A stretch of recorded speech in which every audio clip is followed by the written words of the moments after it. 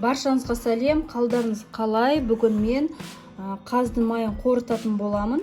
Бұл менде бір қаздың майы.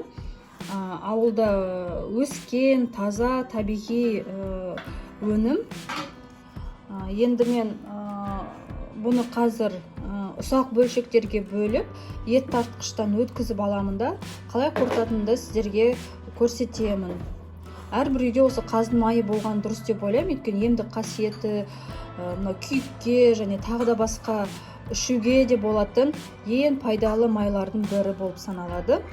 Ал ендеше арнамнан алыс кетпеңіздер, пайдалы ақпаратты сіздермен бөліскім келеді.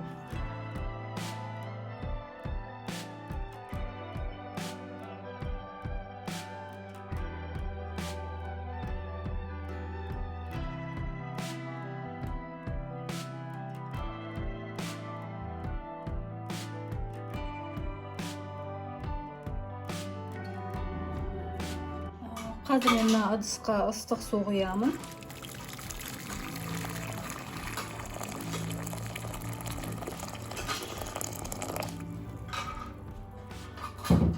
Және осының ішіне мына майды қоям. Барлығы ергенше күтіп, қарап отырам. Түбін қасықпен араластырып отыру керек. Тура отқа қойғаннан осылай қорытып, жаңа майын шығарған әлдеқайда пайдалырақ.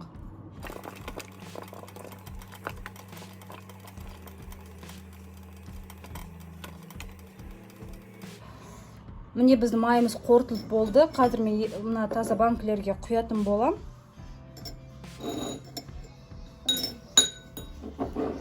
Ал, бисмилля.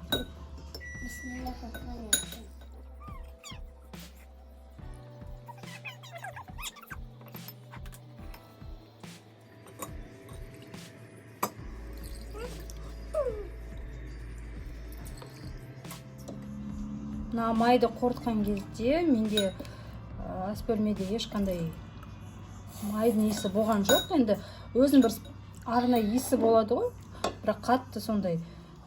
Кейбіреулері иісін ұнатпай жатады ғой. Қойдың майын, ешкінің майын. Бұндай иіс болмады. Тоже вкусно, да? Иә, өте пайдалы. Сказал вкусно. Да, полезный, пайдалы ол.